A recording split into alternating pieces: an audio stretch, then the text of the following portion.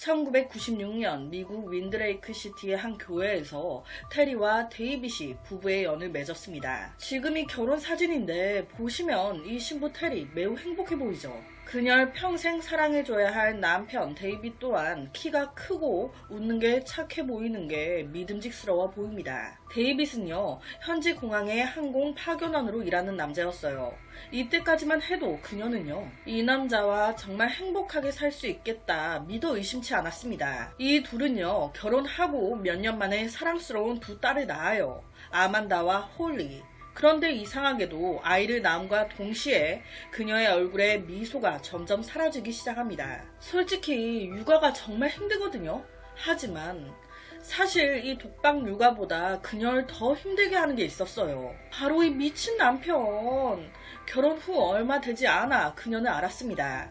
내 남편이 분노 조절 장애가 있다는 걸. 아, 여기서부터 느낌이 딱 오시죠? 아, 이 새끼 이거 개새끼인가 보네. 이놈한테 아내, 부인이라는 존재는 그냥 내 소유물, 내 거, 물건이야. 야, 너 지금부터 일하지 마. 집에만 갇혀있어. 지금부터 네 이름으로 된 은행 계좌 다 해지해. 네 이름으로 된 은행 계좌, 카드 모두 가질 수 없어. 다 내 이름으로 돌려. 그리고 지금부터 넌 모든 일상 하나하나를 다 나한테 보고하고 허락 맡아. 내가 하라는 대로만 해. 이거 어기면 너 그날 나한테 뒤지게 쳐맞을 줄 알아. 이거 어떻게 같이 삽니까? 당연히 결혼한 지 채 얼마 되지도 않아서 매일 싸우기 시작합니다. 분노 조절 장애가 있는 새끼예요. 말로 싸우겠습니까? 손찌검이 아주 기본인 거예요. 아내 테리의 머리를 잡고 땅에 내려 찍고 문에 찍어버리고 발로 차고 주먹으로 치고, 이게 신혼부부일 때부터 한두 번이 아닌 거예요. 이렇게 아내한테 별 지랄 다 해놓고 한다는 소리. 야, 네가 잘못해서 쳐맞는 거야. 네가 내 말 잘 들었으면 내가 널 때렸겠니? 나도 너 때리기 싫어. 그런데 네가 안 맞으면 말을 안 들어. 그래서 때리는 거야. 네가 잘못해서 내 말 잘 들으면 화 안 낼 거야. 그러니까 내 말 좀 들어. 잘해? 무슨 개 키웁니까? 와, 수시로 지 승에 안 차면 폭발하는 남편의 분노에 그녀는 매일 두려움 속에 살아야 했습니다. 제가 앞서 그랬죠. 이 둘 사이에 어린 두 딸이 있었다고. 남편의 이 폭력은요, 딸 앞에서도 계속됐어요. 그날 또한 마찬가지였습니다. 날 매일 때리고 해도 그래도 꼴의 남편이라고 이 남편이 좋아하는 파스타, 저녁을 만들어 주려고 하고 있었어요. 그런데 갑자기 남편이 들어오더니 그 파스타 면에 뭐 요리한다고 이제 옆에처럼 부엌에 이렇게 그 면을 내놓잖아요. 그걸 보더니 이걸 왜 여기에 올려놓냐면서 또 막 승질을, 손이 또 올라오는 거예요. 아니 여러분, 여기서 화날 게 있습니까? 부엌이니까 파스타 할 거니까 파스타 면을 부엌에 올려놨지 왜 화를 내는 거야? 지쳐 맛있게 먹으라고 파스타 만들어 준다는데 아니 왜 또 지랄이야? 격한 발언 죄송합니다. 이때 그녀는요, 또 남편한테 맞았어요. 맞다가 불현듯 그녀 귀에 들린 거예요. 2달 된 막내딸의 울음소리와 이제 2살 정도 된 어린 딸의 울음소리가. 솔직히 이렇게 생각하실 수도 있어요. 아니, 막 때리면 밖으로 도망가면 되지. 애들 안고 밖으로 나가버리지. 그런데 이때 그럴 수가 없었습니다. 왜냐, 이 새끼가 문이란 문, 현관문, 창문, 베란다, 창고 문까지 다 잠가놓은 상태였거든요. 안에서 안 열리게끔 다 술을 써놓은 거예요. 집안에서 핏이 날 수밖에 없었던 거죠. 엄마잖아요. 내가 이렇게 사는 건 어떻게 참겠지만 이 어린 딸들은 무슨 죄입니까? 더구나 지금은 다 어린 아기들이라 뭘 모른다 하지만 점점 한 살씩 먹어갈 텐데 이런 생활 환경이 이 딸 새끼가 아빠로 있는 게 좋겠냐고요. 이 생각이 딱 든 거예요. 이건 아니다. 이혼해야겠다. 이 사건이 있고 얼마 지나지 않아 그녀는 남편에게 이혼을 신청합니다. 하지만 바로 해줄 리가 없죠. 여러 우여곡절과 기나긴 소송 끝에 2001년 1월 31일 이 둘의 결혼 생활은 마침내 공식적으로 종지부를 찍습니다. 이 소송을 진행하면서요, 이 남편 데이빗 눈물을 보였어요. 왜? 헤어지기 싫어서? 이혼하기 싫어서? 아니요. 다 계획이 있었죠. 헤어져도 헤어지는 게 아닌 것. 자기야, 우리한텐 두 딸이 있잖아. 넌 날 100% 벗어날 수 없어. 판사님, 와이프와는 이렇게 됐지만 저 이 두 딸을 너무 사랑합니다. 양육권 절대 포기할 수 없어요. 저 울면서 연기한 거예요. 그래서 결론은 이때 판사, 데이빗과 테리 이 둘에게 두 딸에 대한 양육권을 똑같이 줍니다. 엄마와 두 딸이 살다가 어느 일정 기간이 지나면 또 아버지와도 살게 하는 뭐 그런 건가 봐요. 여튼 이렇게 판결이 나고 법정을 딱 나왔을 때 딱 그때 이 남편 데이빗이 엄청 작게 바로 아내 테리에게 한 말. 야, 너 나랑 이혼한 거? 내가 평생 후회하게 해줄게. 와, 이혼 딱 소송 끝나고 나오자마자 이게 사람 새끼입니까? 전혀 반성의 기미는커녕 복수의 칼날만 더 갈고 있는 거예요. 이 남편의 말을 듣고 이 아내는 정말 너무 놀래고 치가 떨리고 소름이 돋았겠죠. 그녀는요, 알고 있었어요. 이 남자 집에 권총을 숨겨놨는데. 그래서 혹시나 싶어 그녀는 이후부터 한동안 딸 둘을 데리고 딸 둘과 함께 어딜 나가거나 누군가를 만나러 가게 되면 시끌벅적한 사람 많은 곳에서 만나거나 아이들 때문에 데이빗을 만나게 되더라도 상가, 뭐 상점, 백화점 이런 데서 이제 사람 많이 오가는 데서만 만나요. 그런데 더 짜증나는 건 두 딸이 엄마 집에도 이제 며칠 지내고 남편 집에도 며칠 지내고 이랬나 봐요. 그런데 이 새끼가 딸들이 자기 집에 오면 그렇게 자꾸 네 엄마가 우릴 배신했다, 네 엄마 때문에 우리 가정이 깨졌다 이런 식으로 뒷담화를 그렇게 까는 거예요.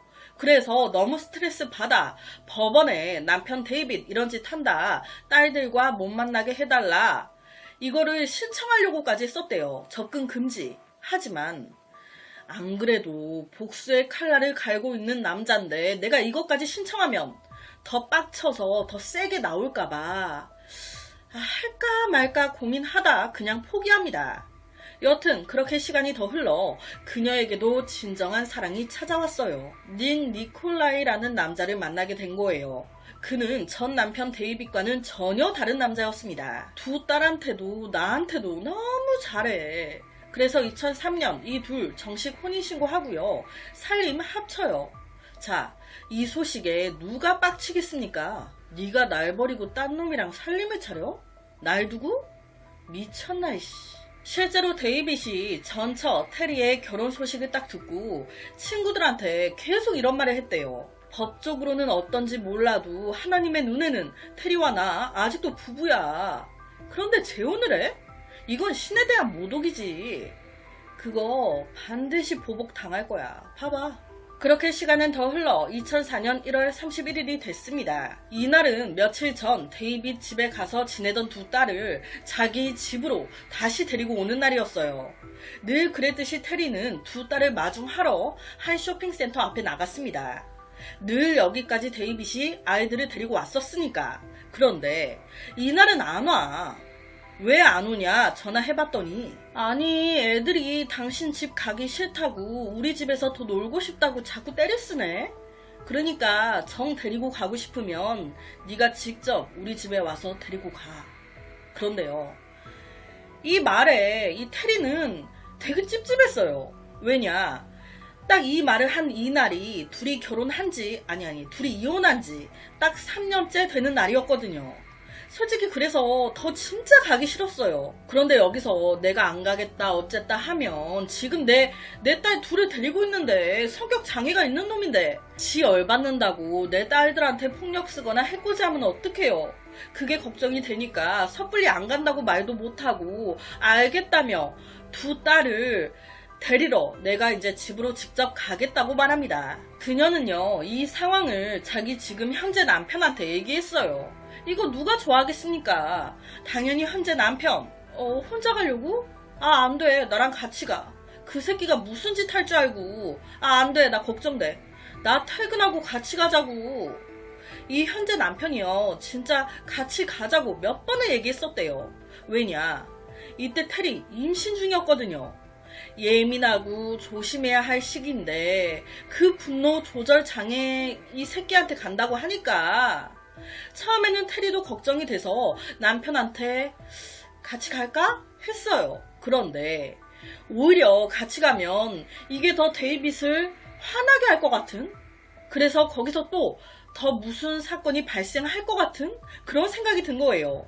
그래서 혼자 갑니다. 수북히 눈이 내리던 그날 오전 10시경 그녀는 데이빗 집 앞에 도착했습니다. 나왔어. 이때 데이빗은요, 의외로 착하게 웃으면서 문을 열어줘요. 아, 왔어? 춥지? 고생했어. 들어와. 애들 안에서 잘 놀고 있어. 그렇게 테리가 집 안으로 들어왔어요. 들어와서 아이들 찾으려고 이 방 저 방을 둘러보는데 어느 순간 머리 뒤가 싸해. 응?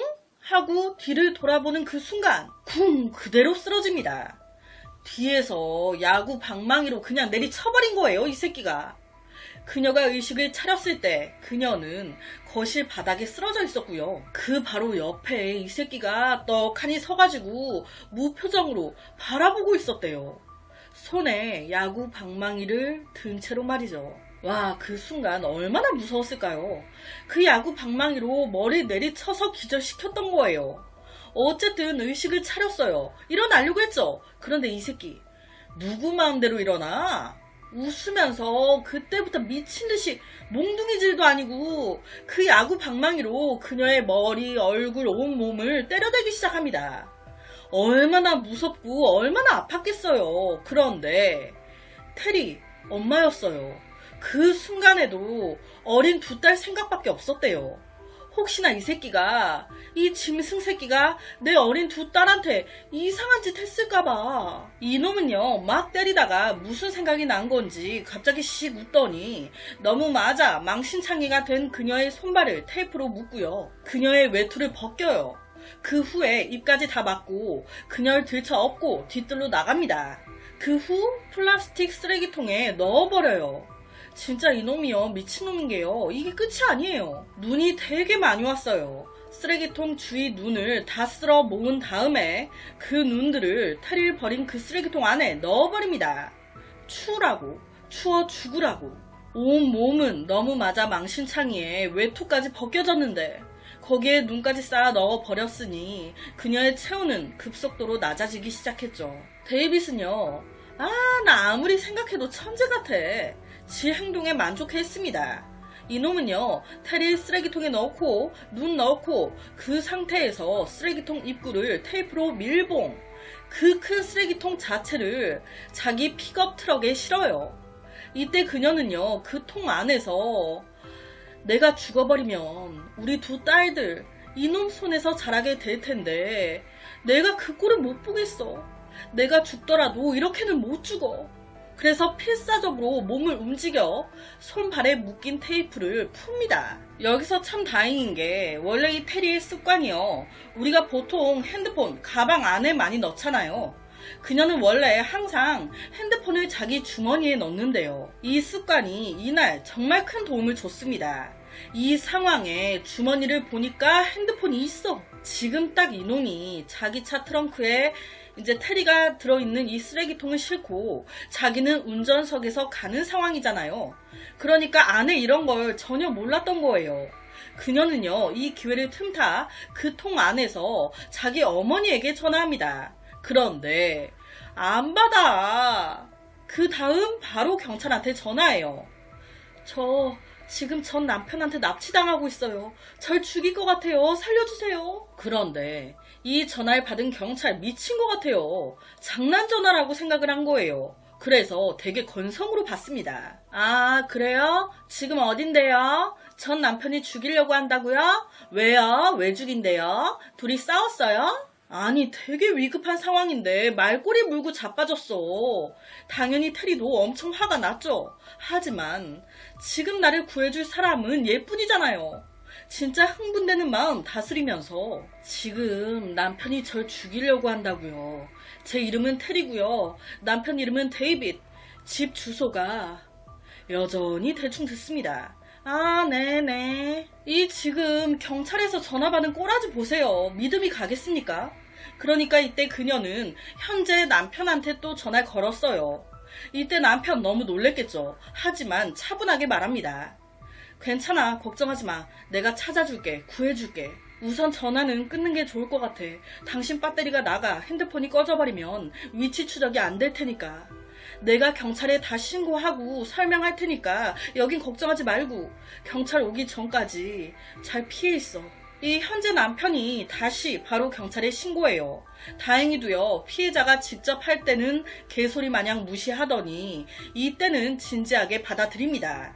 경찰은요, 이거 테리만 납치된 게 아닌 것 같다. 두 어린 딸도 지금 안 보인다. 이거 큰 사건인 것 같다. 바로 데이빗 집으로 달려갑니다. 하지만 이미 떠났죠. 아무도 없죠. 테리는요, 살아야겠으니까 그 픽업 트럭 트렁크에서 필사적으로 몸부림쳐 테이프로 밀봉돼 있는 쓰레기통 뚜껑을 엽니다. 그리고 지나가는 차가 보인다 싶으면 주의를 끌려고 막 손을 흔들어요. 그런데 와, 딱 손을 흔들자마자 이 새끼가 백미러로 봤어. 날 봤어. 와, 바로 갓길에 차를 세우고, 야, 뭐야, 너 어떻게 나왔어? 야, 너 쓸데없는 짓 하지마. 확 그냥 죽여버리기 전에. 너 죽어서 쓰레기통 안에 들어가는 수가 있어. 그렇게 그녀를 쓰레기통 안에 다시 감금시키고 딱 돌아서는데 띠르르릉 띠르르릉, 와, 기가 막힌 타이밍에 전화 벨소리가, 와, 운전석으로 딱 가려고 하는데 울린 거예요. 딱 걸린 거죠. 아, 뭐야, 너 핸드폰이 있었어? 현재 남편한테 온 전화였어요. 당연히 곧바로 핸드폰 뺏깁니다. 그렇게 쓰레기통 안에 갇힌 채 어디로 가는지도 모르고 막 가는데 갑자기 차가 멈춰요. 헉, 어디지? 그런데 밖에서 어린 내 두 딸의 소리가 들려. 데이빗이 두 딸들을 차에 태우고 있는 것 같은데 순간 테리 소리 빡 지를까 했어요. 그런데 여기서 갑자기 자기가 소리 빡 지르거나 이 피투성이가 된 모습으로 애들 앞에 나타나면 애들이 안 놀랄까요? 두 딸이 놀랄까봐 걱정이 되는 거예요. 거기다 이놈은 날 죽이려고 작정한 놈인데 두 딸이 이 모든 상황을 보게 되면 이 딸들이 목격자가 되는 거니까 목격자인 딸들을 또 살려둘까 이런 생각도 들고, 그래서 억지로 참습니다. 그렇게 몇 분이나 더 달렸을까 차가 멈춰 섰고 데이빗이 테리가 갇힌 쓰레기통을 차에서 내립니다. 그리곤 어디 실내 같은 곳으로 들어가요. 거기서 이놈은요, 혹시나 테리가 나올까봐 그 쓰레기통 뚜껑 위에 무거운 물건을 올려놓습니다. 못 열고 나오게끔. 화면이 실제 당시 사진이에요. 이렇게 놔두고 문 잠그고 가버렸어요. 순간 싸한 느낌의 그녀는요, 데이빗? 소리 쳤습니다. 그런데 아무 소리가 안 나. 그때부터 그녀는요, 큰 소리로 살려달라고 소리치기 시작해요. 그런데 사람 많은 곳에 이렇게 뒀겠습니까? 사람 없는 외진 곳에 뒀겠지. 그런데 지금 그녀 상태가 정상이 아니었잖아요. 몸에 출혈은 계속되고 있고 눈을 막 갖다 넣어버려가지고 사방에 얼음물. 이 때문에 그녀의 체온은 급속도로 내려가고, 사실상 그녀는 이때 점점 의식을 잃어가고 있었어요. 경찰 데이빗 집에 도착했는데 아무도 없었죠. 그래서 문을 따고 들어가요. 들어갔더니 거실 카펫에 핏자국이, 거기에 여성 외투가 하나 발견됐는데 이거 테리가 입고 나간 외투라는데, 이 외투에 피 묻어있는데 테이프도 있네. 이 테이프에도 피가 묻어있네. 거기다 빈총 케이스가 나옵니다. 아, 이 새끼 총도 가지고 있구나. 경찰은 바로 데이빗과 테리 핸드폰 신호 추적해요. 보니까 두 대 다 약 30분 전 신호가 사라졌네. 아, 이거 어떻게 해야 되지? 수사에 난항을 겪고 있을 때 이게 웬 떡이냐. 데이빗이 회사에 출근을 했네. 자기 픽업 트럭을 떡하니 몰고 출근을. 그래서 거기서 바로 잡은 거예요. 경찰 바로 물었습니다. 네 전처 테리 어떻게 했냐? 테리가 실종됐다. 그랬더니 이 새끼 이놈 헐리우드 액션을, 무슨 호러 영화 배우야. 어머, 진짜요? 어쩌다가 실종됐대요? 이지랄. 아우, 죄송합니다. 이때 자기도 테리 찾는데 도움이 되고 싶다면서. 경찰은요, 그녀가 사라진 이날 뭐 했냐고 물었어요.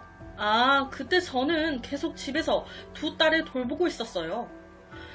이 새끼가 경찰 앞에서 거짓말을 계속하네.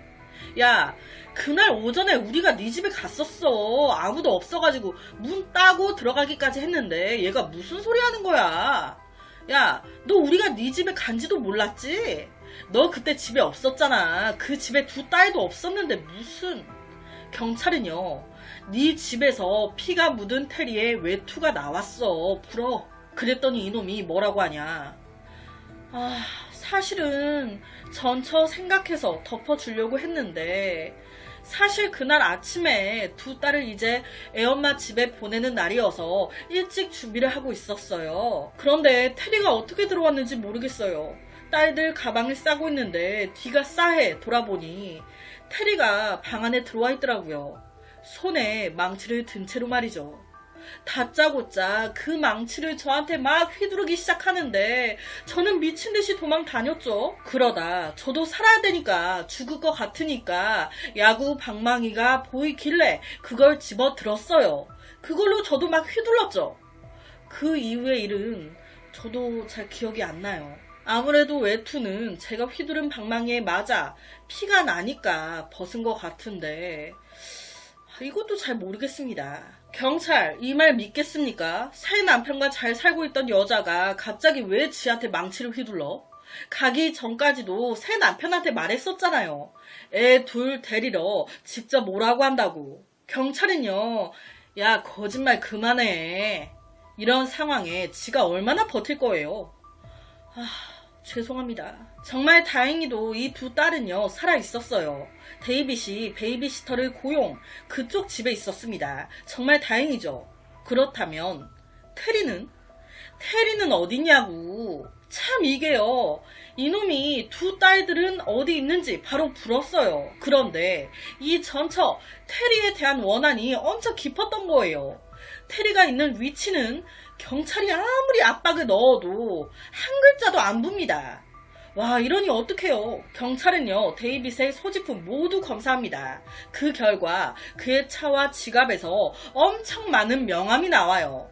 경찰 다 하나하나 전화해 봅니다. 그러다 개인 창고 명함 한 장이 나오는데 여기 전화했더니 사장이 하는 소리가 아, 네. 얼마 전에 데이빗이 여기 창고 하나를 빌렸어요.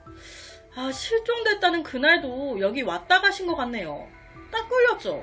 테리가 실종되고 하루 만에 바로 이곳을 알아내 달려갑니다. 갔더니 쓰레기통 하나가 떡하니 열었더니 그 안에 피범벅으로 얼굴조차 알아볼 수 없게 부은 여자가 바로 26시간 동안 실종된 테리였어요. 실제 이 상태가요. 두 발이 그 얼음물에 계속 잠겨 있어가지고 심한 동상에 걸려 두 발이 검정색으로 변해 있었대요. 진짜 조금만 늦었으면 죽었을 거라고. 의식도 없고 진짜 가까스로 숨만 쉬고 있었대요. 정말 다행히도 테리 살았어요. 하지만 이 사건으로 인해 그녀는 동상에 걸린 발가락 몇 개를 잘라내야 했습니다. 그리고 제가 뭐라고 했습니까? 이때 테리 임신 중이었어요.